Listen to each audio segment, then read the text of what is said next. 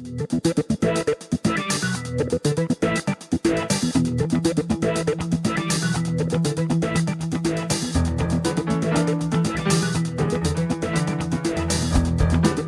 are listening to the SDSU podcast presented by the East Village Times with your hosts Andre Hagberdian and Paul Garrison. Welcome, listeners, to another episode of the SDSU podcast. I am your host, Andre Hagberdian, and will be joined shortly by my co-host, Paul Garrison. This is episode 81, and it is the first part of 3 season preview episodes for San Diego State football. Fall camp starts on Friday, July the 28th, with the first practice. The first game is 4 weeks and 1 day to the first practice on August 26th in week 0, when San Diego State hosts Ohio University.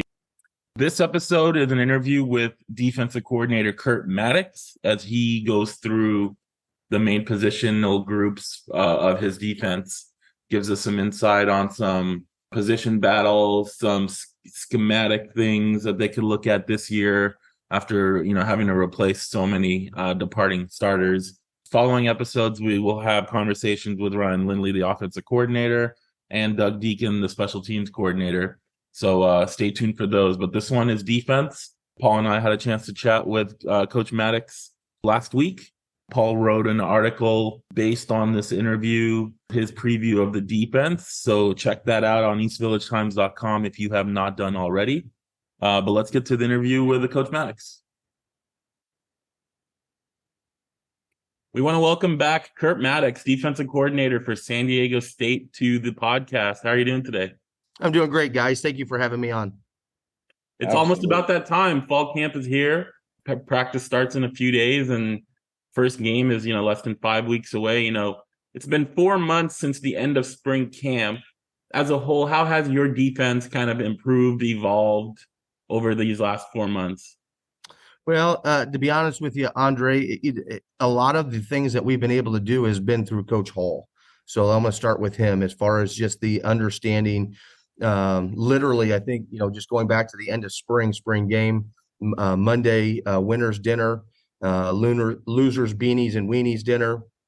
And then, the next day, I think we have, position meetings, sort of a closeout. And then I think maybe one more day off it. And then we're on the road for spring recruiting. This was sort of, to be honest with you, a pretty hectic off season just with recruiting and bringing guys to campus and things of that nature. So literally Coach Hall and Adam Jurek, our assistant strength coach, who also does an excellent job, really take over at that point. Then the kids get, I want to say maybe about a 2 to 3 week, depending on when your final schedule is at the end of May, off. And then we're right heavy right after Memorial Day. We as coaches, work for an amazing head coach that really believes in stressing family first, within your own family, so to speak. And so he wants to make sure, after camps and stuff like that throughout the month of June, that you try to get a little bit away in July. But we were here for basically the whole month of June, and we have, through NCAA allowed some time to be with them and participate in some stuff and mostly watch and just seeing how the kids competed. And I think that's the most important thing is, with the structure and the way that we do things here at San Diego State, is just trying to create a culture of accountability, trying to create a culture of competition, and learning through competition, which there's going to be a winner and a loser. It's how to fix your loss.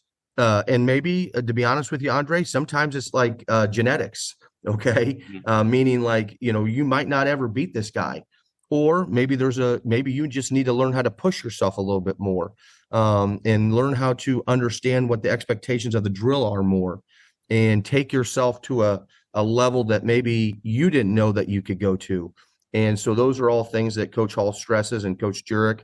And then throughout the month of July, Coach Hope gives us a little bit of time off around the 4th of July. And so, but I've been back now, from the break about 2 weeks, get a little time off to, see some family and recharge the motor.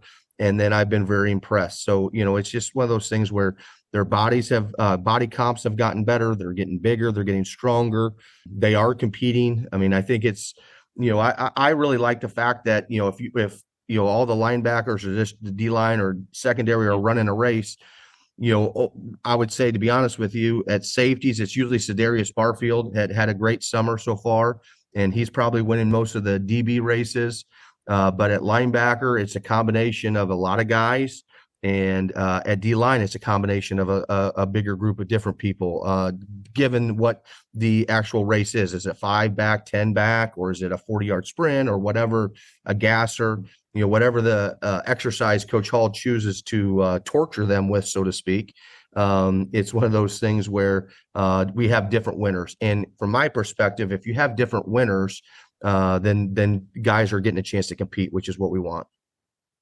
Every year around this time, we ask you how you're going to replace a lost starter or a group of starters. This year seems a little bit more extreme, right? You lost 6 out of your 11 starters at the end of the season, plus 2 primary backups who had been starters before. How does that impact the way you approach your defensive philosophy or your play calling or your scheming, knowing that you have so many guys that are going to be new? Well, a little pun first. It makes you look for another job, number one, because that good of players they're gone. But to be honest with you, Andre, I'm going to go back to sort of like what my initial statement was. Through recruiting, which is again the lifeline or lifeblood of your program, it's our job as coaches to create depth, create competition, to create a culture of what we talk about next man up. Okay. And so what I mean by that is if Paul's out there practicing and he twists his ankle, Andre, as his backup, you need to have the same understanding that Paul does, the same expectations that Paul does, because as a linebacker unit or a D-line unit or a secondary unit, we have a standard of performance. You're going to play as hard as you can. You're going to play with toughness. You're going to play with great effort. You're going to play for the name on the front of your jersey before you play for the name on your back of your jersey, because if that's what we stand for at San Diego State with the defensive side of the ball.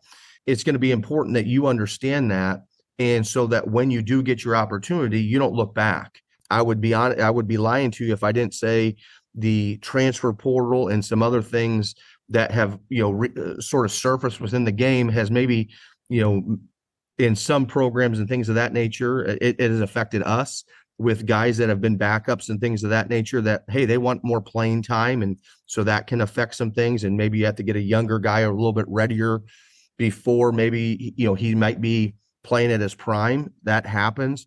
But the reality is, the simple fact is, Jonah and Keyshawn, we knew they were going to be super seniors. So now it's the point in time where, hey, Garrett Fountain, instead of playing 30 snaps a game, you're going to go to 50 snaps a game. Dom Oliver, instead of playing maybe 5 to 10 snaps a game, you're going to go to 15 to 20. Dan Apoko, who, unfortunately didn't have the greatest of year last year due to mostly to injuries. You're going to go from maybe 5 to 10 snaps a game. You're going to go to, 25 to 30 snaps a game, and, replacement by committee versus, the expectations of, hey, Jonah, you got to play 60, and Keyshawn, you got to play 70. And then hopefully as the season goes on and they sort of understand some things, solidify some things. But I think that's what it's going to be like. I'm really excited about our secondary and the guys we have coming back at that and the amount of snaps they've had. But you're exactly right. Replacing the front 6 and with the guys like a Michael Shawcroft and a Caden McDonald and a Keyshawn Banks and even Justice Tavai when he came in as a transfer from Hawaii, did some really good stuff for us last year. You're not only are you losing, good players, but you're losing amazing young men that have really committed themselves to San Diego State, and where you're proud that they represented San Diego State the right way, both on and off the field. So it's just something that you talk about, like I talked to the linebackers today. We have a linebacker meeting here in a little bit that we're going to sit here and say, hey, this is the expectation. And it's mostly going to be for the younger guys, the freshmen coming in, but, understand what the expectations are. The upperclassmen lead our groups, and you're going to sort of fall in line. And if you perform well, we're going to get you more snaps. And the perfect example of that is like Trey White. Trey White had a really good year last year, was pushing, but in a perfect world, I wanted to redshirt him because I knew that, we had some pretty good guys and we were able to get 4 good games out of him, and he really played well in the bowl game. And now he's sitting here, competing for the starting job, with Cooper McDonald, who, did some good stuff at times last year. We need more out of him this year. But, that's a perfect example of a guy that, through the program has developed. And now we're looking as a redshirt freshman, making a pretty big impact on our defense next year. Well, Coach, I appreciate the compliment, but I'm definitely the backup to Andre. Sorry, Andre. Yeah, how it works. But we usually start up front when we start talking about some of the specific positions. But given the depth that's coming back at cornerback, all 5 guys are back. 4 of them, have numerous starts and played a lot. How heavy will you be leaning on those guys to kind of lead the defense and bring maybe kind of the newer players up to speed quicker? Sure. And it will be 100%, Paul. It'll be one of those situations where, I hope Ohio doesn't, log on to you guys, but, early into some season games, we're probably going to play a little bit more man free and try to have tight coverage and tight windows and maybe blitz a little bit more than we did in certain games. Now, I know we're a blitz based team. I mean, we're a pressure oriented team, but, you could play zone coverage or you could play man with some of the blitzes. But, with the likelihood, and again, I'm being honest, I really believe we have 5 corners that if any of the 5 got on the field, and I'm talking Chris Johnson, Noah Avenger, Noah Tumblin, Dallas Branch, and Des Malone, any of those 5 guys, I personally believe could, again, not speaking on behalf in a negative way of anybody else in our conference, but I think they could compete with most of the rest of the team is in the conference, at least being the 2 deep. And then you talk about our safeties. You got Barfield and you got Celestine, who played a lot of snaps. JD Coffey, a transfer that came in this spring and really picked up the system well and saw the physicality that he plays with. Mentally, he's got to get a little bit more into some scheme stuff. But, I mean, he was here for just a spring, so that will come with time. Deshaun McEwen, a transfer from TCU that, if you look at his history, a little bit like Danapoko, banged up in certain instances, and he's also played behind some elite players at TCU. I think one was up for the Lott Award or the best defensive back in a country award that he was playing behind. So it's just like, that's again the positive of some of the transfer portal stuff. He wanted to get on the field and play, and he's going to be pushing the depth. And then the guys that we have backing them up, you got Josh Hunter, Eric Butler played a little bit, but Hunter redshirted. So and those are just the 2 safeties left and right. Now obviously with the situation with Pat, and I talked to John and Jim yesterday. We obviously support Pat, and we're very thankful for what he's done for San Diego State for 4 years. We wish him the best, but he replaces a hole. But now you got Max Garrison and a true freshman with Marcus Radcliffe, who we are fortunate enough to get in early for spring practice, graduated early. And then you got Jatavius McGee and Kyron White, who we moved to linebacker, ultimately moved him back to Aztec because familiarity with that position, played game snaps, all competing for that starting job. And, who knows? I mean, it's just like anything, Taylor Hawkins or Cedarius Barfield is trying to find the best, 5 guys back there with the mindset that we can have. And to be honest with you, again, not giving too much away, but when you're playing a team like Utah State or Colorado State, who have spread the ball over the field a lot and make you have to cover 53 and a third, maybe you play an extra guy. So maybe it's a 3-2-6, system, and you use a Barfield or a JD Coffey as a bigger safety, and just, try to match it up and say, hey, you're not going to pass the ball on us, and we're going to put too many people in the box to run. So, now we'll see how you wanted to, attack us offensively. One guy we definitely want to get your thoughts on is Des Malone. Obviously transferred from safety over to corner, but I mean, he looks like he has kind of everything that the next level is looking at: big, long, physical.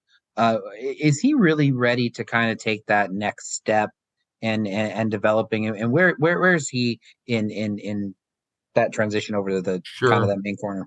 Yeah. And that's a great question. I don't know if I can, if I feel confident to say yes and then, be disappointed. You know what I'm saying? I think I want to say he's still a work in progress. Last year in spring, because Noah Avenger and Dallas Branch had their shoulder situation. They were out of all spring.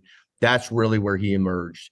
And we went into last year's fall camp with, hey, he had a great spring. Can he transition to a great fall? And went into fall camp, and those guys were back healthy, competed. And, Coach Summer did a great job of sort of playing a hot hand, who's playing well. If you gave up a big play, I'm going to take you out. But like, if you're not playing with good technique and good vision and good fundamentals, hey, we're going to rotate you a little bit. We had pretty good depth again last year. And, Des Malone at the end of, as all that dust was moving around, it finally settled. He emerged as one of the top guys. Now, I will say, in my opinion, and I love him to death, I don't know if he was playing his best ball at the end of the season, though. I think he played well, not to the point where we want to take him out. But, Dallas Branch, if anything, I think rose towards the back half of the season, was becoming a good player along with Noah Avenger. And so it was one of those things where those guys were maybe playing with a little bit more tenacity, ball hawking, keeping the ball inside and in front. And not that Des wasn't doing a good job, but I think those guys were like, hey, I want to play more, so I'm going to perform better in practice, be consistent and do all those things. And that to us is as important as anything. The work that you put in during the week and how you perform in practice is going to be evaluated on a daily basis. When you have good competition, that's what allows you to continue to get better as the season goes on. And I really believe that, again, I think Des, I don't know if he sat here and said, hey, my goal was this and I reached my goal and so on and so forth. But that was a challenge that we made to him this spring. And I thought he had a good spring. I don't think he had a great spring. If I had to say anybody that had a great spring in a corner room, it'd probably be Noah Avenger. I thought he had a really, really good spring. But Des played well enough to continue being sort of the starting corner. And I think he's had a great summer, though. Talking to Coach Hall, where he's at mentally, where he's at physically, how he's running. He's a guy that is competing, with some, in some of the change of direction drills with some straightaway stuff. And he is physical. He is tough. He is, does the things that we want him to do. So we need him to have that breakout year. I don't necessarily know if I want to sit here and be like, hey, you got to do that. I feel more comfortable doing that with like a Garrett Fountain or a Cedarius Barfield, because they played enough game snaps to sit here and say like, hey, I can handle that pressure and that load, so to speak. I want Des just to be the best version of himself every snap. And if it wasn't a great snap, turn the page and move on to the next one, because that next one you could get a pick out or you could do this or that. But, he has the body type. He's the physical. He's knowledgeable. He's got good speed. He really fits what we want to do from that standpoint at corner. One new guy into the program, one of your freshmen, Sam Dunnell, he came in as a safety, but on the fall roster, he was listed as a corner. I remember watching his high school tape when he signed. You could tell his cover skills were really elite. Is that where you see him playing down the line? Obviously he's got 5 guys ahead of him. So This year might be an issue there, but is that where you ultimately see him playing? Well, Andre, to be honest with you, I think it's too quick to sort of make that analogy. He's a guy that came on as official. It's a funny story. Boje Felimatu came on, his interview on one of our official visits, and it just so happened that Sam was on his official visit that weekend, or he actually started his job, maybe on in this or whatever, when Sam was signing and stuff like that for to start full time, so to speak, in the off season. And Sam was there on his official visit, and he's like, "Oh, so what do you play, defensive end?" And no, he's like, "No, I play corner." And Coach Boje turned to me and was like, "What are you guys doing over here?" And we're like, "Well, we feel like athletically he can do it, and he's got a good skilled ball set, and does some really good stuff that we like." So that's where we recruited him for initially. But just like anything, Andre, as your body changes, as your body develops, as they go through this, we're just sort of going to see. And you're exactly right. He does have some good quality depth above him, but there's so many things that can happen throughout a season, an injury here or an injury there. But that's where he's going to start out at corner going into fall camp. And, if he's, if we at one point in fall camp, we start making some roster evals, which I think we do try to do after the first full padded practice, to sit here and say like, hey, who's doing this and who's doing this, roster evals, player management stuff. If at that point we're like, okay, we need to, he doesn't have the same skill set that boom, boom, boom, or we might need to move, somebody over to the corner spot or whatever scenario is. At that point, we'll evaluate that. Our biggest thing for Sam and most all the other freshmen, number one, learn how to really push yourself. Learn how to push past what you think is hard work and get another level. Learn the playbook. Get acclimated to the system, enjoy the process that you're going to be involved in, because again, it is what these guys do. It's a 365-day job for the most part. Yes, they have a little bit of time off, and realistically, we're only guaranteed 12 opportunities for the amount of work that they put in and so on and so forth.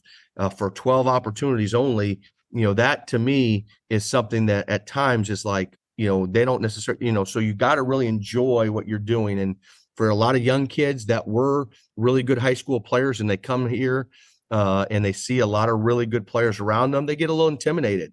And that's just human nature. But that being said, we recruited him for a reason. We believe in him. And now it's just, hey, go out and play. Don't worry about anything else. But just like anything, if you're a little confused or you're a little hesitant, you're not playing at the same speed as other people. Now maybe that's a redshirt situation. Hey, try to get 4 games in him, just like Trey White, and then utilize him maybe towards the back half or in some special team phases and things like that. You mentioned the Aztec position earlier. Obviously, with Pat's departure, you mentioned a few guys. His primary backup for a couple of years was Kyron White, and in the spring he had moved to linebacker. On the post-spring depth chart, he was back to Aztec safety. So where is he potentially going to be at safety in the fall? Yeah. That there's no questions with that. And again, the one, it's not like we're trying to, cause any problems or anything like that. The one thing is like, Pat was the guy all spring, so, and, we just didn't get information on that till the end of spring. So it was like, hey, Pat, and then, we felt Kyron was possibly one of the best 11 guys on defense. And so we wanted to try to get him on the field at linebacker. And then with the change of Pat, hey, we're going to move Kyron back. And now, the biggest thing is yes, he's going to have to compete for that just like everybody else.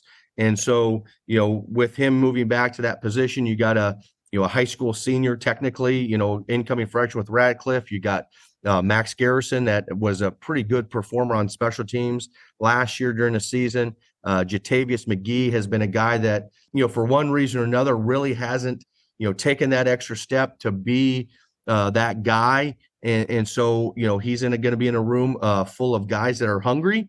And that's the good thing. Now, just like anything, Andre, you take a guy like Cedarius Barfield, maybe you move him to Aztec and Deshaun McEwen, who's playing pretty well, or maybe you move JD Coffey to that position. And, so there's a lot of different things. And, those are all things that we got to try to figure out early in fall camp, so they get enough snaps with each other, so they feel comfortable within that, which I think, Coach Kyle Hoke has done a great job along with Demetrius in really putting some really good talent in both those rooms, and getting to a situation where we really find out who the best 5/ maybe 6 guys are back there, where, we feel like they're competing on a daily basis and playing at the high level. Talking a little bit more about Ced Barfield, he was obviously at the media day in Las Vegas, representing the team. He's had an eventful 5 years. He's moved positions, done different things, but he just really looks to have a great confidence about him. Mm-hmm. How does that confidence help the team? And could you just speak a little bit more about what you've seen from him this offseason? Sure, and I appreciate that, and I'm glad you noticed that, because I think with anything, first of all, he's an old man. Let's just be honest. Okay, he's going on year 6. Yeah. So first of all, he's his AARP card is in the mail, coming his way. No different than Taylor and Trenton from a few years ago. Yep. But he just knows the system so well. It's the same installs that he's had for, now going on his 6th year. We've had consistency with the coaching, his position coach, and so on and so forth. But let's not see the true things. I mean, there's games where he's played really well. There's games where he didn't play as well as he needed to. But learning from that and understanding that, even though the culture is, or it's not the culture, but society sometimes can, crucify some people to a certain extent. If you don't play your best, that's part of competition. I mean, unfortunately, when two people go to compete, there's only one winner. So the next thing that you got to understand is, if I didn't win, why didn't I win? And learn how to fix the things that I made mistakes on so that doesn't happen again. And I think the competitive nature that Sedarius has, the inner confidence within himself, that he knows that he's putting in that work. He knows that he's been committed to this program. And we appreciate that, because when he's up speaking to the team, people see the work that he's putting in. So they gain confidence in him, and he gains confidence in himself, that when he goes out and runs, he ain't nobody beating him. And so it's a situation where you're sitting here saying, like, he deserves that confidence because he knows he's put the work in. Now that we need to take that next step with him, and he needs to permeate, like you're saying, to the rest of the team, and the rest of the team buying in to the same Kool-Aid, so to speak, that he's drinking, so that other people can do that. But leadership wise, I look at two guys that I really have a lot of confidence in, and that's Sedarius Barfield and Garrett Fountain, are two guys that I really feel like, hey, excuse me, they've taken that next step. They've done the necessary things in order to speak to the team.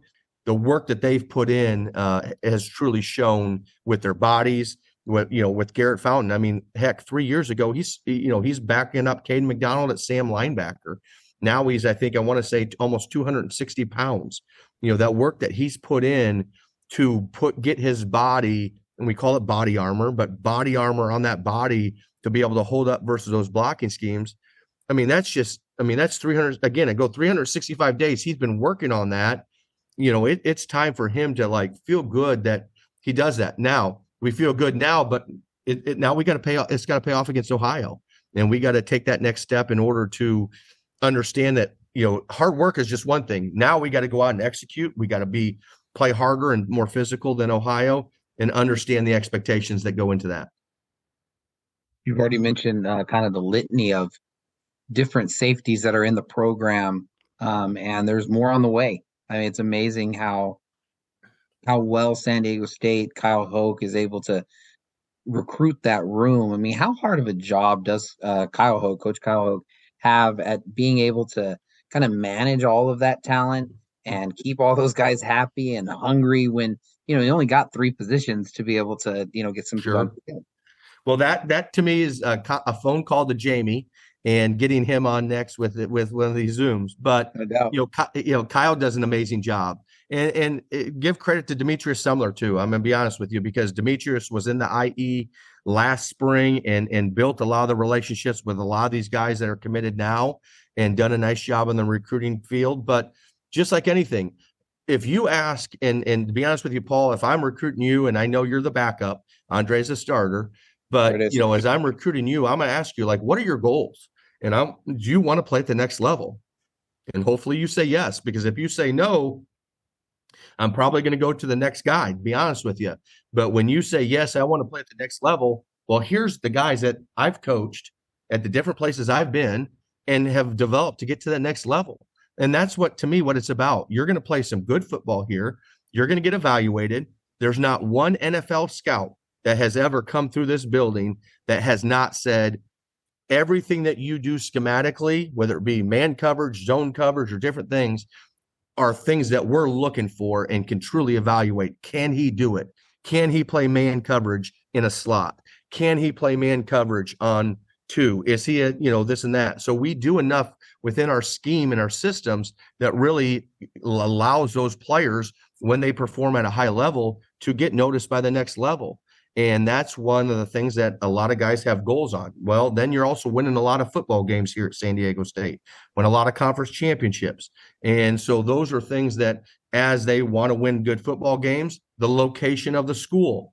Okay. I'm from the Midwest. Okay. It snows. Snow is not fun. Okay. Cold weather is not fun.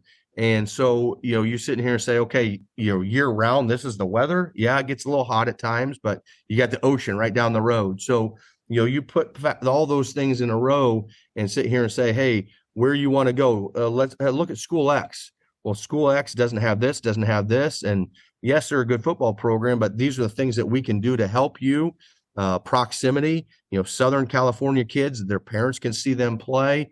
Those are all things. But without question, Coach Kyle Hoke has done an amazing job to create competition. And that's the hard part. I mean, and where, some frustration maybe comes to play, but they're frustrated because maybe they're not playing at as high as levels they want to play, because they know that they have to play at a high level to be consistently playing.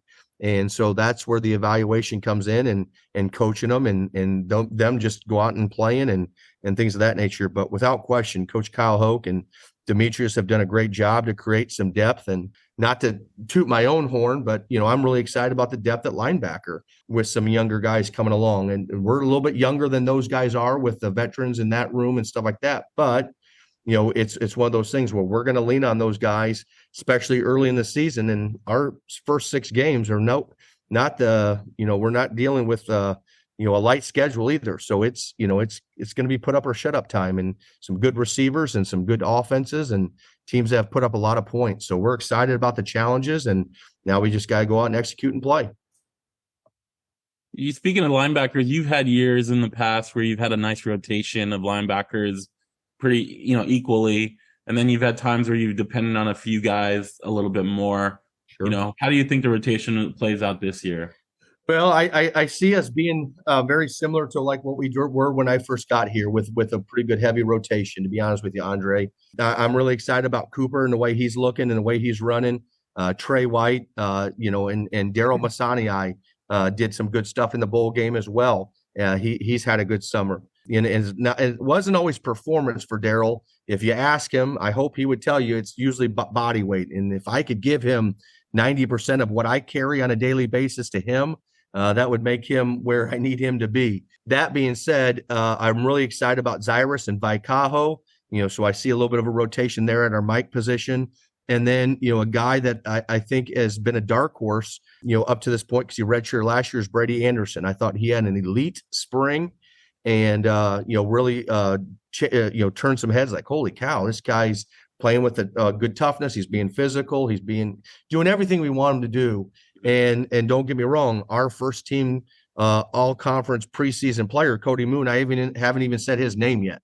And it's not that he hasn't done anything wrong. It's just that he's learning, and it's crazy because obviously Coach Hoke and Coach Long put this system in together at Oregon State, and we've evolved a little bit, I guess, to sort of morphed it a little bit. And, no different than like Zach Arnett or Coach Tony White at Nebraska, but we've all taken, Coach Long's system, Coach Brady Hoke's system, and evolved a little bit to where our players do best, and try to, highlight the players, what they do best, and put them in that position over and over and over.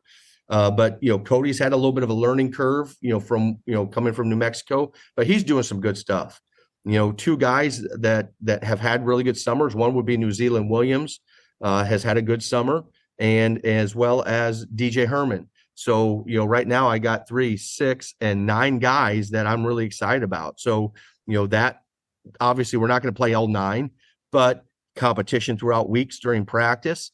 Some of those 9 will be playing on scout team, and that's going to help our offense out, because those are guys that could maybe play on Saturdays as well.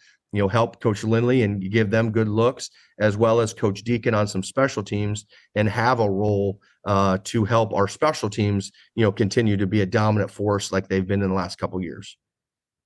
You mentioned New Zealand Williams. We talked about this a little bit last year about his position change. And then earlier in this interview, you mentioned playing a 3-2-6. Could he potentially play a third linebacker, but still really be more like a dime defense? Yes, he could. Again, the biggest thing is, Andre, I don't necessarily know if not that he can't play man coverage, but, there's going to be a man element in that. And I do believe he can cover most tight ends. I look back at like Nevada, like 2 years ago when they had the Cole Turner kid.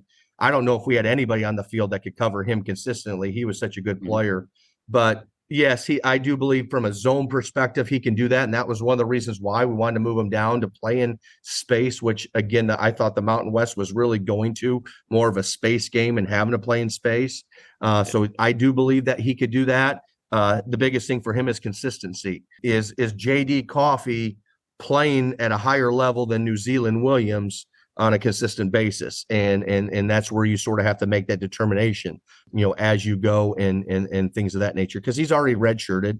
Now it's the time to where it's like, okay, what can we do and how can we find a role for you? And the biggest thing for me, though, is if you can find roles for these guys, maybe it's a third down package. Well, heck, they buy into that and they know that that's their best opportunity to make plays and they want that role. And now they're going to do that role to the best of their abilities. I don't know if this is one of the evolutions that you were just talking about from the defense, but it seemed like Coach Long, whether it was personnel or what it was, it seemed like he wanted to use a little bit more, maybe smoke and mirrors a little bit. And it seems like you enjoy kind of matching up a little bit more. And is that a fair evaluation of maybe some of the things? Yeah, I mean, I think it's up to the interpretation, of the beholder, so to speak. And I think, Coach Long has calls. I'm going to be honest with you, Paul. When I first got here, I went back to 10 years of studying the same system. And each year it's tinkered a little bit. I mean, it hasn't been the same, system for 10, 10 years prior and so on and so forth. He's always tinkered it a little bit. And then I think he's found a little bit of niche.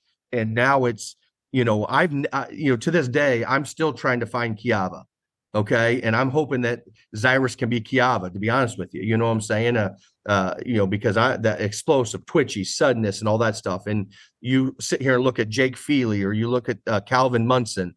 I'm trying to find those guys that really help take San Diego State and, get them to be blown out of the atmosphere at linebacker per se. And so as we're constantly evaluating, I'm going back and looking at what they did well and constantly putting that in position. So if we don't have a Kiava, then we're not going to run the blitzes that Coach Long ran to blitz Kiava as many times as they did. I'm going to find, the plays that blitz Caden McDonald because he was our better linebacker, which is a little bit different of a package, if that makes sense what I'm saying. Mm-hmm. If we do have good guys that can cover, the best coverage known to man, to me, is man coverage. And so if you can cover and be consistent with what you're doing, that allows tighter windows. It allows the defensive line maybe a little bit more time to get to their quarterback and get to the threat versus zone coverage where sometimes bigger windows, bigger holes. And if you're not getting the pressure on the quarterback, which you hope that you can get, sometimes they're completing some balls and you're disappointed. Oh, I should have called this or should have called that. It's knowing what your kids do well and knowing your strengths. And then each year, as a new crop of kids come in, you tinker your system to adjust to that. I think the thing that going back to the, GOAT, category that, Coach Brady Hoke and Coach Long have is when they created this system in the first place, they created it in a West Coast. I use it like a West Coast offensive terminology where we can tag certain things or we can call certain things to allow this person or that person to go. And so wherever that person is, you just know where he's at on the field by the call. And now you're being able to utilize what that person does well. And, like I said, for 3 years or 2 years, whatever Kiava was when he was just one of the most dominant players I've seen on film, they knew that they were coming. He was blitzing and the other teams couldn't even stop it, even though they knew he was coming. And that's the type of player that he was.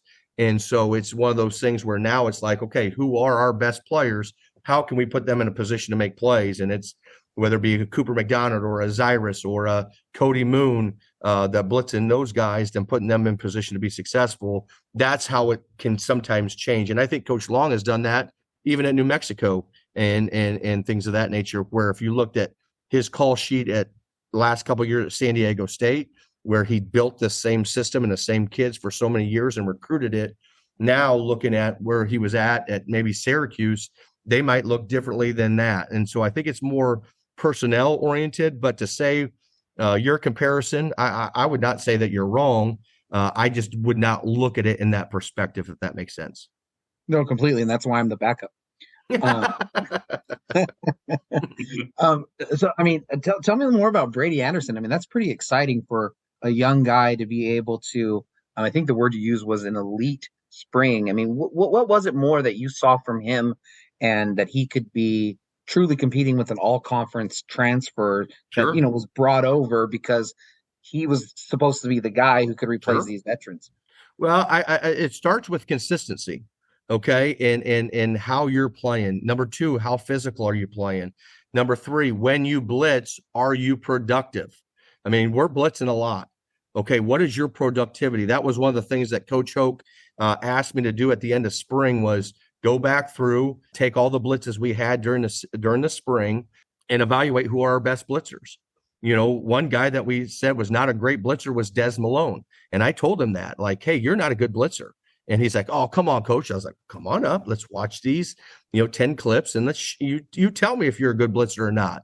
Let keep it black and white. Let's not get gray and feelings. And it's not emotional here. It's just, are you productive or are you not?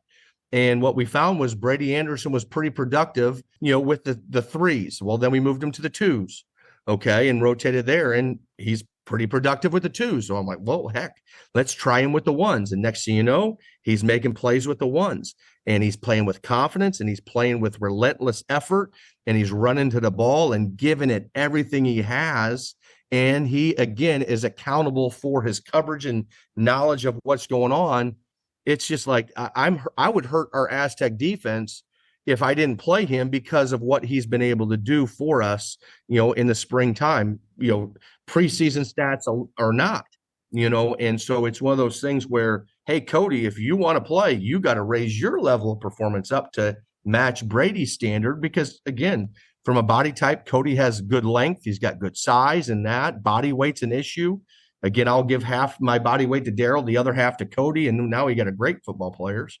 But that being said, it's just one of those things where, he's taken upon himself to sit here and say, hey, I got to do better. And again, he's taken that challenge and really ran with it. And if you come up here on a Tuesday morning after a run, you walk past go to the bathroom, whatever, Brady Anderson's in there studying film, and so he's really committed himself to wanting to be the type of player. And obviously, as we recruited him, I saw a level of toughness that he played with, a chippiness, and obviously you don't want him to be dirty or get penalties or anything, but he plays with a chip on his shoulder. Like, hey, you're going to respect me at the end of this game because I'm going to hit you so hard and cause you more problems throughout these 50, 60, 70 plays that I'm going to play that you're going to remember who I am.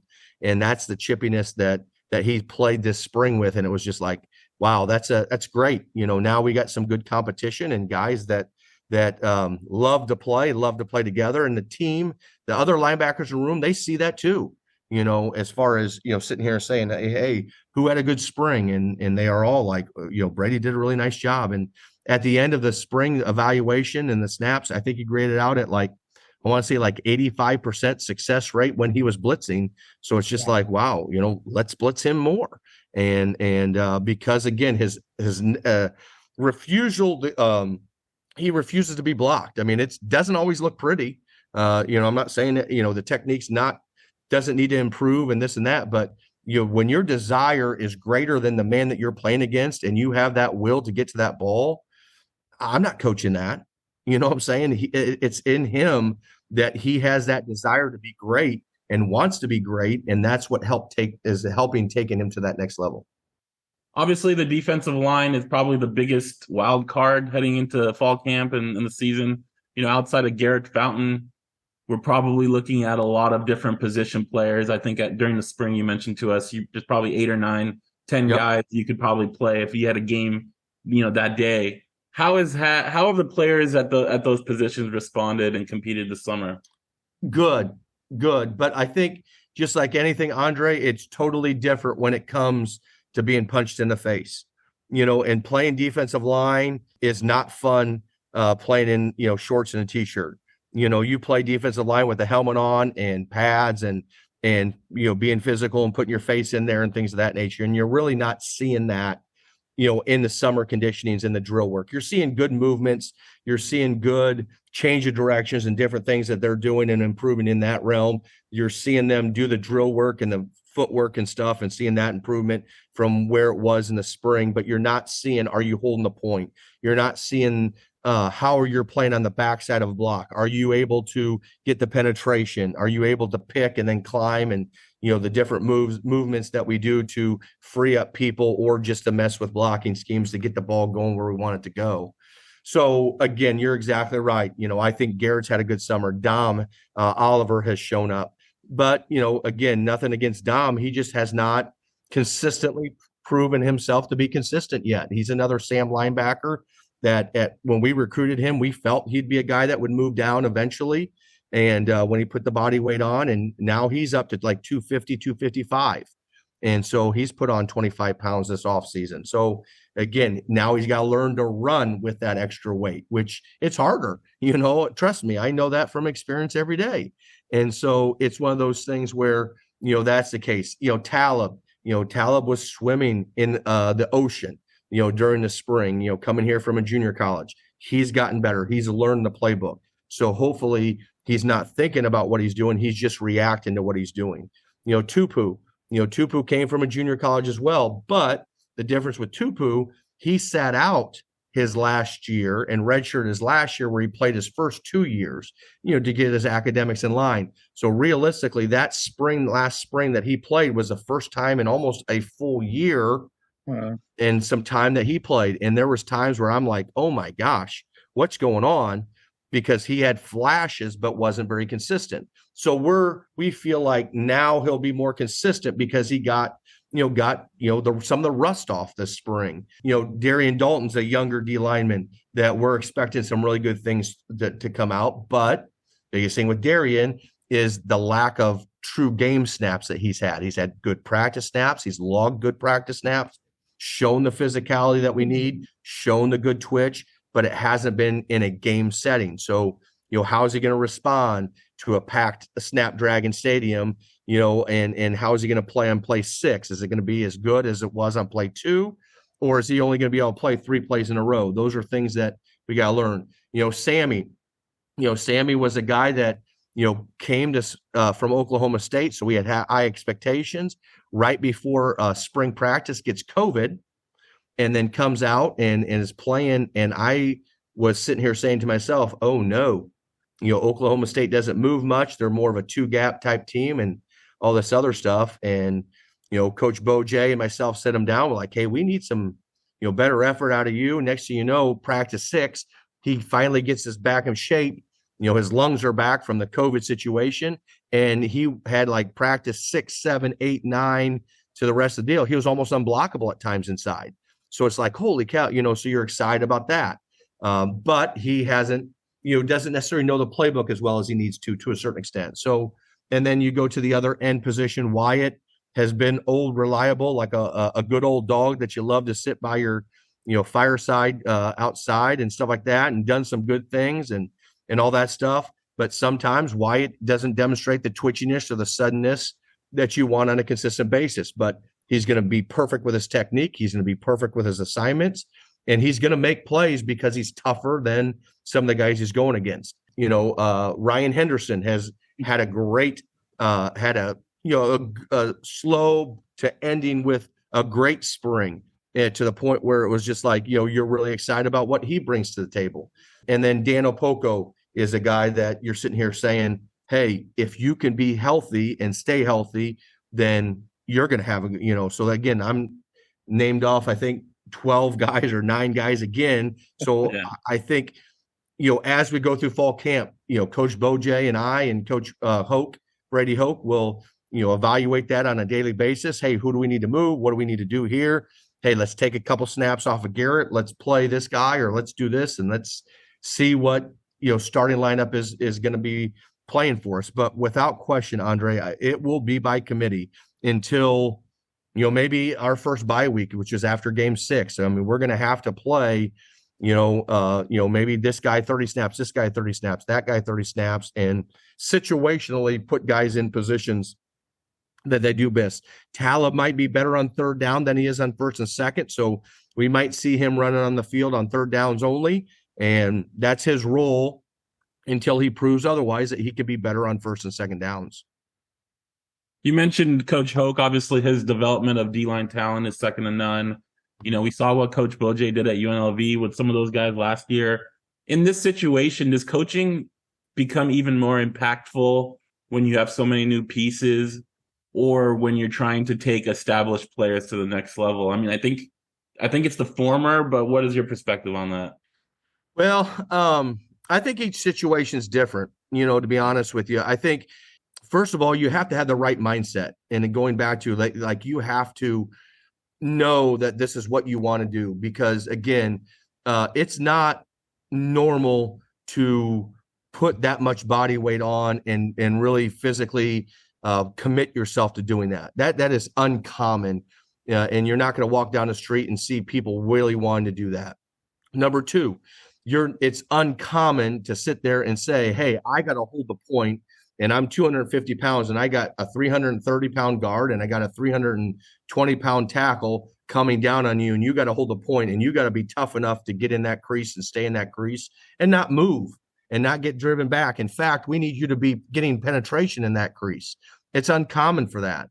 So it's a little bit of a mental approach, but with Coach Hoke and his understanding of what the expectations are and how to play it, and then obviously his leadership, as well as the energy and the excitement that Coach Bojay brings to the table, we are unbelievably. And then, our defensive GA is a guy by the name of Parker Houston, which you guys probably know, and he brings another level of intensity because of how he played when he played the position. Obviously, it was at tight end, and he had a good career, but just what it means to be an Aztec and to let him deal with maybe some younger guys and getting them worked and understanding what the expectations are and how to play the Aztec way is unbelievable. I challenge anybody in the nation to sit here and say that the two D-line coaches with, Coach Brady Hoke and Bojay, I challenge anybody across the nation to say the number of guys they've put in the league, to the development from taking a guy from a Cam Thomas to a Jonah Tavai to a Keyshawn Banks to the next level. And I don't want to offend anybody with this statement, but what we just got done in the Cam Thomas, Jonah Tavai, and Keyshawn Banks era at San Diego State. I mean, those three defensive linemen are some of the best I've ever seen. And I've been at Michigan. I've coached Frank Clark, worked with him. I've worked with some really good defensive line. Those three defensive linemen are some of the best I've ever seen. And they have great attitudes. They're fun to be around. They're fun to work with. And that's what even makes it better. But the one thing about all three of those guys, they had a passion. They were driven. They had that knowledge. And so you take some great coaching with driven individuals, and that marries up to make a great marriage. And then, watch out, because here they go. And, we think that, with some of the recruiting and some of the defensive linemen that we've been able to bring in here, that's going to continue to elevate themselves. But just like with anything, there's got to be the way that you play with physical and tough. But you also have to have good knowledge and a confidence and belief that they're going to put you in the right position to make plays. And that sometimes that takes a little bit of time. Everybody's a little bit different from that standpoint. And it does you no good to get down on somebody because they're just not physically or mentally ready to take that grind or take that next until they take that next step to really believe in what you're asking them to do on a consistent basis. The line has 8 new faces this year, 5 of them from the JUCO ranks. Why was there an emphasis on grabbing players from that level? And did any of it have to do with the fact that, you just had an All-American who you turned from a junior college, and then, Jonah Tavai turned into the monster of a season that he had a year ago? To be honest with you, Paul, we did a little bit of both. We did some, portal looking and evaluated that. And to be honest with you, just didn't have the success or did not see the success that we wanted in that realm. I mean, I can't tell you the names of the kids. I can't remember them. Unfortunately, too many names have come across our desks as you go through names. But, we were on a young man early from the Ivy Leagues, and we were like, we think we got to steal. And next thing you know, he's going to UCLA. We got another guy that we're looking at. And next thing you know, he's going to another SEC school. We got another FCS kid that we're looking at. he's going into the Big 12.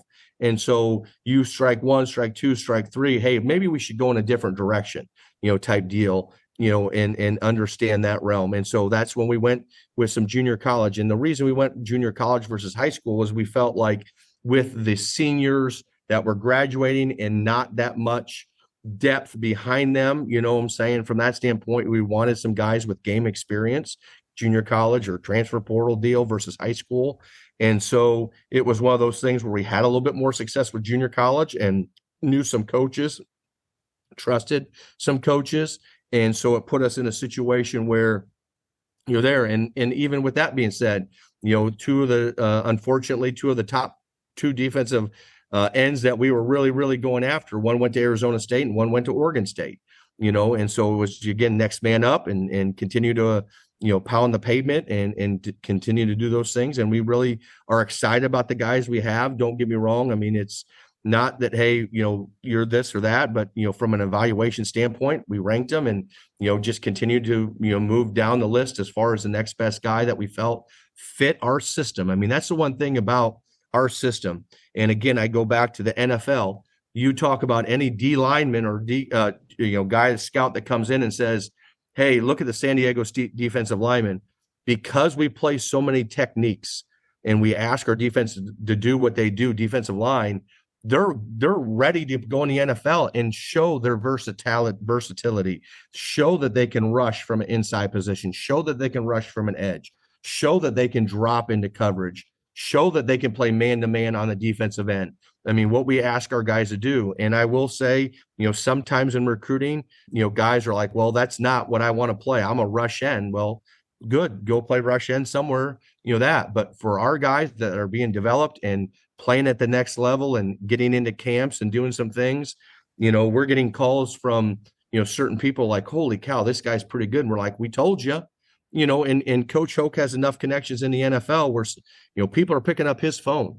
And so it's one of those things. And, one of the D-line coach of the Indianapolis Colts is a, coach for me at EKU, Nate Ollie, and he's a heck of a football coach and doing some great things.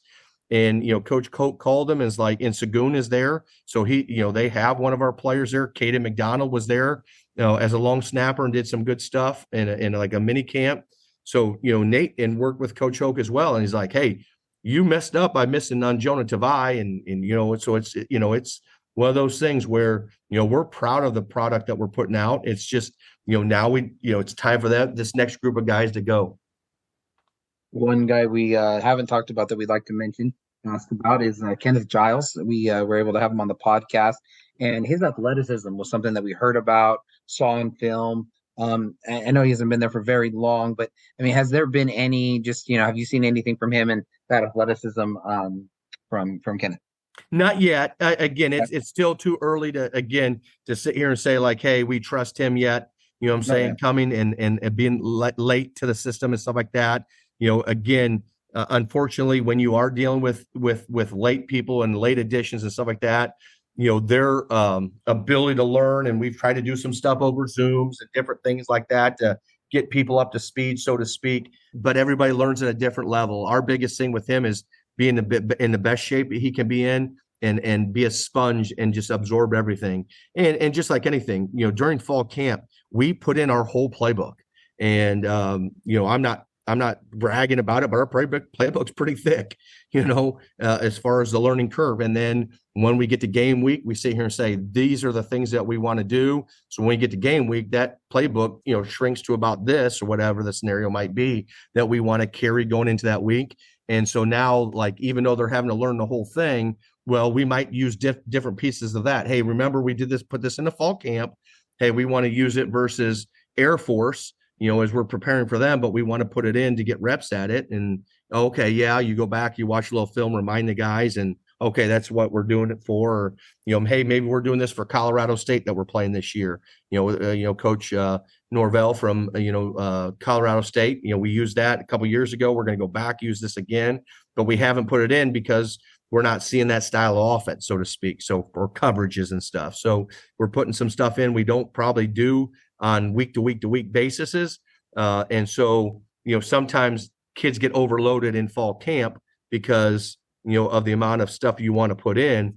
and if they're not here over time and stuff like that. So with KJ, the biggest thing for him is get him in shape, get him to know what's going on, and learn how to play our way. Tupu and Talib and Sammy and some of the other guys that we got. They were able to go through spring, and that in a perfect world, that's what you want, so that they can get that understanding. They can see themselves on film and learn, because obviously I could show them Cam Thomas's film and Keyshawn's film, but not a lot of those guys are those same type of athletes that can do those same things. But when they see themselves do it and then you correct them or say, this is exactly what it's supposed to look like, that really resonates with them and allows them to really understand what we're trying to do. Final question, Coach. We've asked you about a lot of things, a lot of players. Is there one thing we haven't asked you about that you're excited about heading into fall camp? To be honest with you, Andre, excited about having a chip on my shoulder myself. Again, talking to, not trying to get some free pub, but John and Jim yesterday, I have a chip on my shoulder. 7-6 is not good enough here. Going against Fresno State and not finishing that game. Boise State, you feel like you play a great first half and they make some adjustments. We obviously didn't, not that we weren't ready for those adjustments, but they really didn't do anything that we didn't prepare for, but they executed better than we did. You take the Air Force game and 0 turnovers in that game, even though you feel like you play pretty well and do some good stuff. We got to get the ball back for our offense and be more consistent with that. Middle Tennessee State, I thought we played pretty well in the bowl game, but that last drive for them to go down and kick a field goal, heck, you get them off the field, you win that game. So those are all things that are within our control that we have to have confidence in. To me, this is a great, I'm excited for this group of kids because there is no returning superstar. There is no, and in a way, it's who's going to emerge. And I'm going to challenge our kids in that way. Like, who's going to come out and emerge as the starters, and who's going to come out and prove and show everybody what this year's Aztec defense is about, because last year's done and over. We got to learn from that, but this is a new defense. And as a staff, we're excited about it. I believe that they're hungry. I believe that they all have a chip on their shoulder because, we're pretty honest with our kids and we tell them, hey, that's not acceptable. And this is why. And as a coach, I've had to go back and look, hey, there are some things that we did well. These are things that I have to improve on a daily basis and get put better people in better position to be successful. And so from that standpoint, I'm excited. I'm excited for the season and seeing where we're going to go and what players emerge and how we can continue to play really good defense here. Coach, as always, we appreciate your time. We love talking defense with you. We could do it for hours and hours, but you have to go do your coaching and get ready for fall camp. So we'll look forward to seeing you out on the practice field, hopefully in the next week or two. Sounds good. Have an amazing day, guys. Thanks again for everything. Thank you. There you have it, guys. That was our interview with defensive coordinator Kurt Mattix, previewing his defense as we head into fall camp. Always a pleasure to talk to Coach Mattix. The wealth and knowledge on the defensive side is unparalleled. Paul and I always learn so much in talking to him about, the 3-3-5, the variations of his system with Coach Long, things that he looks at doing with different guys in different positions all over the field. A lot of possibilities this year, especially because, as he mentioned, there's no, one returning superstar, someone that's going to take the pressure off everybody else. Everybody's kind of going to be competing for all those starting spots that have departed from last year. That'll do it for this episode. We want to thank you for listening, as always. Thanks for subscribing, liking, following, sharing on all your favorite platforms. As I mentioned before the interview, we will be back next episode with an interview with offensive coordinator Ryan Lindley. And also in that episode, Paul and I will kind of dissect what we've seen, what we've heard from the coaches, the coordinators throughout this interview process as well. So let's talk next time.